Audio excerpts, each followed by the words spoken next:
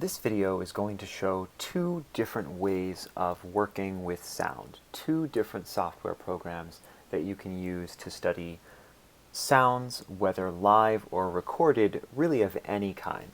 So we've seen already in our class about the ways that we study musical sound, the ways that we transcribe or represent them in staff notation, showing pitch and rhythm and time and various parameters like that. We have a really sophisticated set of visual tools for representing music in notation. Right now, I'm going to talk about how we study sound. So the first app I'm going to show you is a mobile app. It's for iPads or iPhones. If you have an Apple product, you can go to the Apple App Store and find this app called Sonic Tools. It's free, and it provides a couple of really interesting little tools that we can use to look at sound. If you have an Android device, you can find a lot of similar apps, although I don't have access to that ecosystem, so I can't tell you exactly what you should look for. But you should look for either sonic analysis, sound analysis, or you could look for more specific things like Spectrogram. Will turn up several apps I know in the Google Play Store. I just haven't gotten to try them out. Search for Spectrogram or search for Fourier analysis. Those should give you a couple of interesting things to play with. So if I open this app, there's a couple of different tools here. I'm going to show you the first three on the bottom there that are looking at sound, SND for sound, spectrum, scope, and I'm actually not sure what they mean by RMS, but it's an interesting little device that we'll look at. So the first one we're going to look at is going to show us the full sound spectrum. So I'm going to click over it, and what you're going to see is a sort of grid with volume going up and down, and then pitch from low to high going across the bottom. But it's a very active looking graph, which is why I'm describing it before we look at it. So here we go. So like I said, you see along the left side there a sort of 0 and negative decibels, and then going upwards. And then here on the bottom left, you see 20 hertz on the bottom. And then it goes up 20, 50, 100, 200, and so forth. And the top end of the spectrum is really compressed there at 5,000, 10,000, 20,000. There's not as much going on really high up in the spectrum. But what this is showing is the whole composite of the sounds that the iPad's microphone is picking up. All the sounds that are in the room. So for example, if I talk, you can see that while I'm talking, it's showing you my voice kind of in the middle of the spectrogram. It really jumps around a lot. That's because there's a couple of different sound sources going on. There's the voice, there's the voiced part of my voice that is vibrating in my vocal cords. There are all of the different consonant sounds, the k's and s and t's and all these sounds. Oh, S was an interesting one. Watch the really high peak when I say s. So what the little yellow cross is trying to pinpoint sort of the most important sounds. So you'll see when I'm not talking, it gets this little room buzz, which is like the air conditioner going outside or across the basement or something like that. That's that buzzing at 55 hertz. Then when I'm talking, it's showing you something that's around my voice, which is sort of going between 200 to 400 hertz. It's picking up pitch in this non-pitched version of my voice. So I'm not singing a note, but the words that I'm saying have various pitch components to them. And then when I do something like the s, you can see that the strongest sound it's picking up is that S sound that's way up at like 7,000 hertz. It's much, much higher than my actual voice because it's coming from the air passing through my mouth between the tongue and the teeth.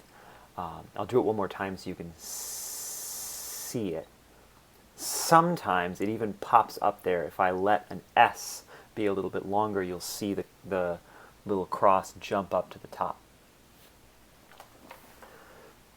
One other interesting thing I want to do is I want to try singing and playing the ukulele into this thing. You'll see when I play a ukulele string that it shows you a couple of the harmonics. You'll see it's very organized looking. You'll see the lowest note that I'm playing, then you'll see a little scoop and another peak an octave above that, and then either a fifth or an octave above that.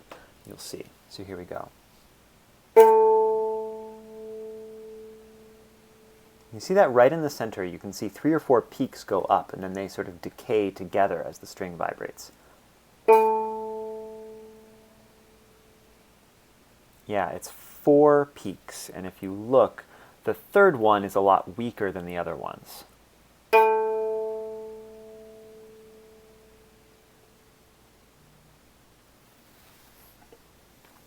Other thing I want to do is try singing into it. So if I sing a note,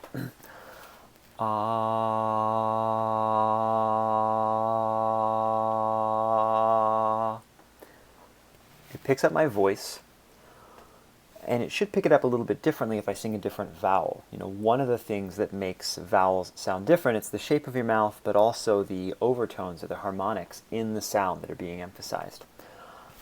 Ooh, my battery's low. Ooh.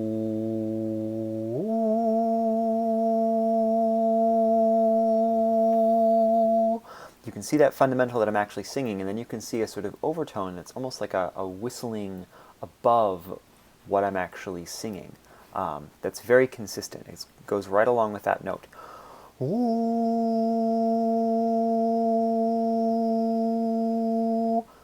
2 overtones actually, and you should be able to watch them all move if I sing something that goes up the scale. You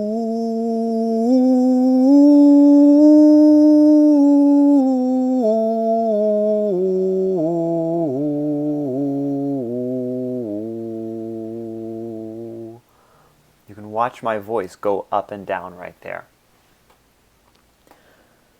So this is really interesting for kind of getting a picture of a soundscape. If one sound is dominating, or if one sound is, several sounds are coming together that you want to sort of isolate, you can kind of check things out in a large context and in real time. The next tool I'm going to show you on the iPad is Sound Scope. So this one looks, this is equivalent to the little waveforms that we saw in the lecture video on frequency. You see that it's buzzing a lot? That's its way of picking up this low-level background sound. It's really quiet at the moment. The air conditioning is off in my house. There's just a really distant little hum. I'm not quite sure where it's coming from.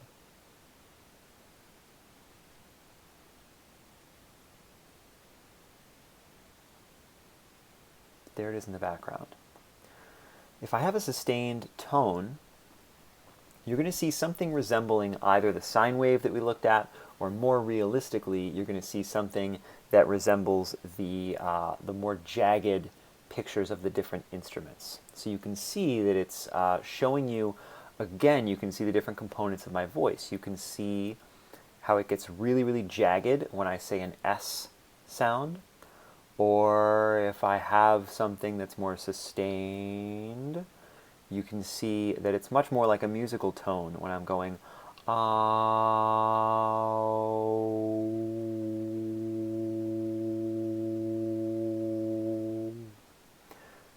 you can see that sort of the closer I sing to that sine wave that you heard, you remember that really neutral tone, singing an ooh is the most neutral thing you can do with your voice.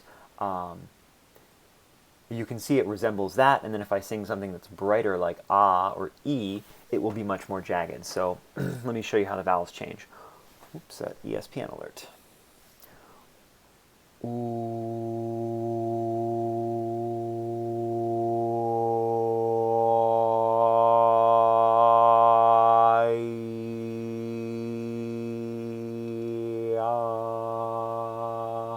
So you can see how different vowels have different sounds. The other thing that I want to try to do is check out what some kind of a household sound sounds like. So I've got a coffee mug here and a coffee pot, and I'm going to pour some coffee into the mug and see what it sounds like or looks like.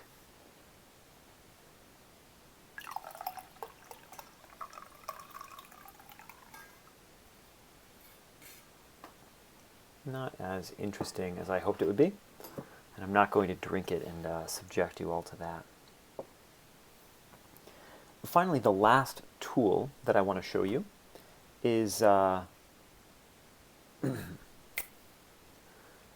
this is a tool that you might use to analyze a sound that is either consistent, something that goes for a little while like a sustained tone. You could sort of show, for example, how my voice is different than the ukulele note. The ukulele will show you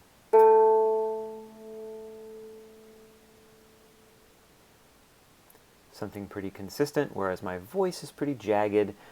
And even if I sing ah, it's got a very different tone than the ukulele playing the same note.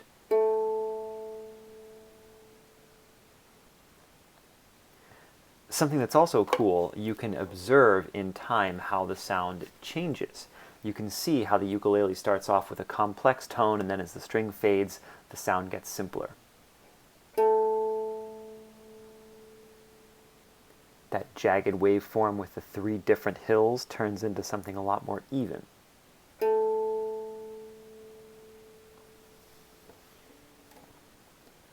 So this might be useful for analyzing a sustained sound, really getting a sense of the shape, the shape of the spectrum that it's producing, or you can watch how sounds kind of fade in real time.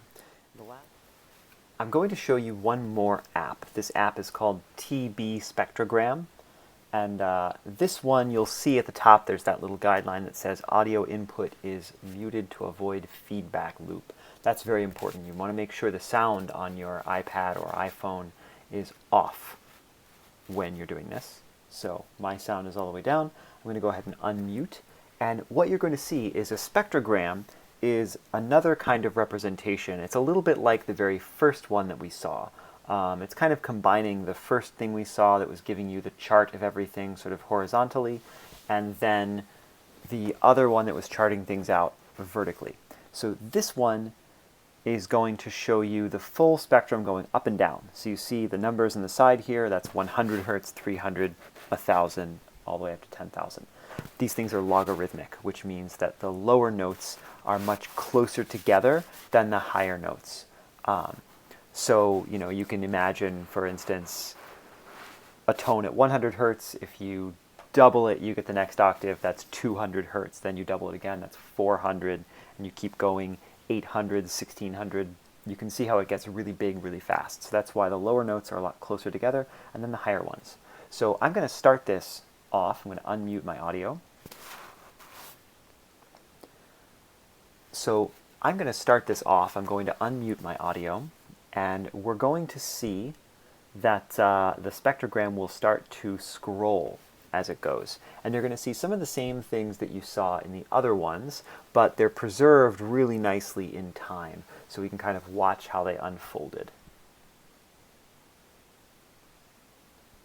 So I start things off by talking, and you can see it graph the different things you can hear in my voice. So for instance, if you look in the bottom, kind of centered around the range that's below 1,000, you can see that my voice has this fundamental pitch that's down around 100, and then you can see several lines that go in parallel with it, sort of above at the octave and fifths above that.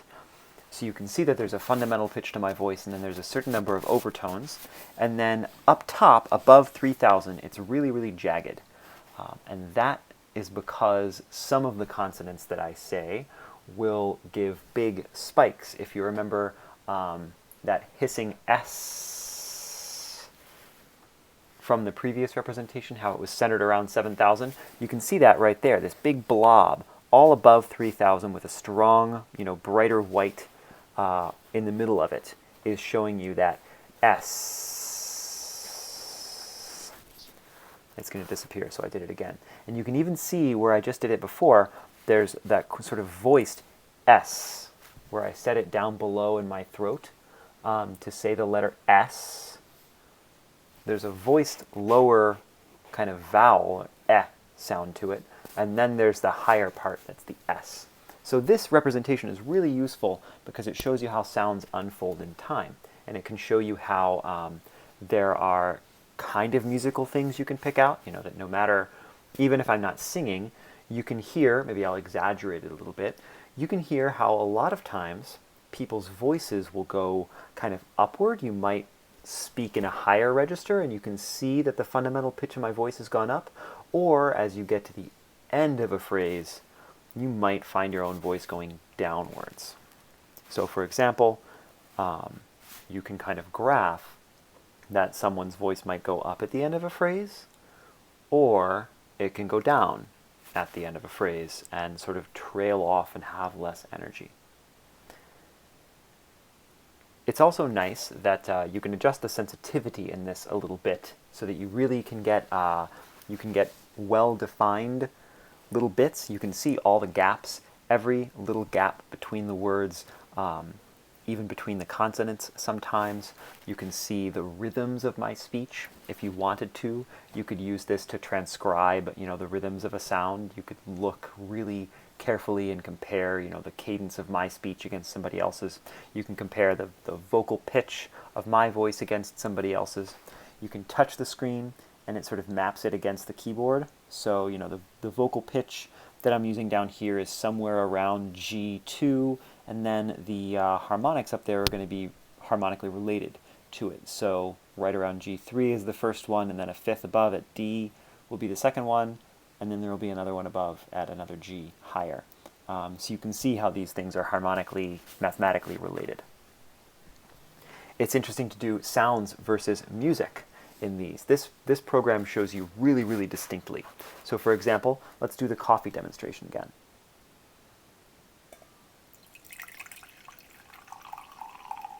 It's all high end there.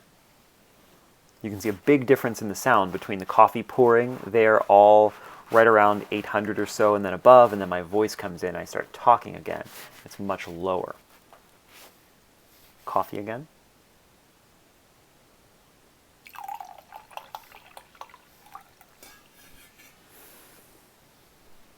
You can even see sort of the glugs in the liquid there, which is pretty cool. Sorry, I didn't mean to take a sip there, but it's probably kind of gross on a video.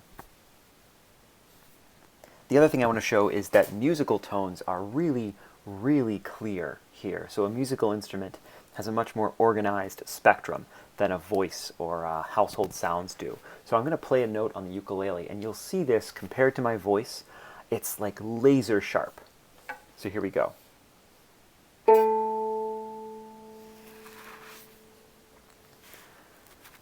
You can see on that spectrum how there's this sort of percussive noise when I pluck the string, and then a really clear fundamental pitch right there at A, and then above that, the fifth and the next A, it sort of fades out.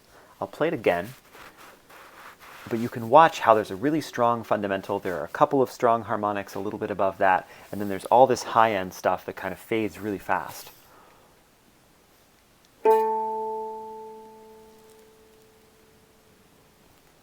Here it is again.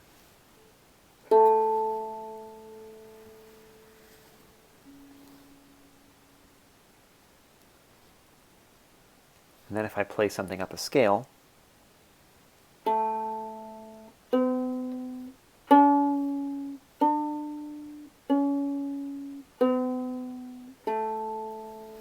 you can really watch the scale right there going up, da da da da da da da, in the spectrograph, and then you can see where I sang it just a little bit after. Similar, but even when I sing the same notes, my voice has a different spectrum to it than the much clearer ukulele does. So this is a really interesting representation. I think for showing sounds in time, this is probably the clearest one that you can use. So I'd recommend for your projects that you try using this one to see what you can sort of get out of a spectrogram. And as I said before, you can find great spectrogram apps on any of the app stores. This one's called TB Spectrogram. It's free on Apple devices, but you can find similar programs for your laptop or for your Android device as well.